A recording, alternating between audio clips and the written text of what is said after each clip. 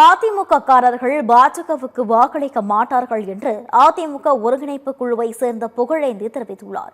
கோவையில் செய்தியாளர்களிடம் பேசிய அவர், அதிமுகவை பாஜகவிடம் அடகு வைத்த எடப்பாடி பழனிசாமிக்கு எதிராக பிரச்சாரம் செய்வோம் என்று தெரிவித்தார். பாஜகவிடம் 4 அடிமைகள் சிக்கிவிட்டதாக கூறிய புகழேந்தி, இனிமேல் எம்ஜிஆர், ஜெயலலிதா பெயரை சொல்லி ஒரு ஓட்டு கூட வாங்க முடியாது என்று தெரிவித்தார். தங்களால் அதிமுகவை ஒருங்கிணைக்க முடியவில்லை என்றாலும் தொண்டர்களை ஒருங்கிணைக்க உள்ளதாக தெரிவித்துள்ளார். பழனிசாமி 26 க்ளோஸ் ஆவார். ஒரு கட்சியை ஒருவர் முடிக்கும் போது பழனிசாமிக்காக சொல்லல, 26 ரிசல்ட் வரும்பொழுது இந்த தோல்விக்கு யார் காரணமோ துரத்தி அடிக்கப்படுவார்கள். அதிமுக தொண்டர்களிடத்தில் உதவியாகாமல் இருக்க முடியாது. அது நடக்கலாம் போகுது. 26க்கு பின்னால் வர்றது அரசியல் வாழ்வு கிடையவே கிடையாது.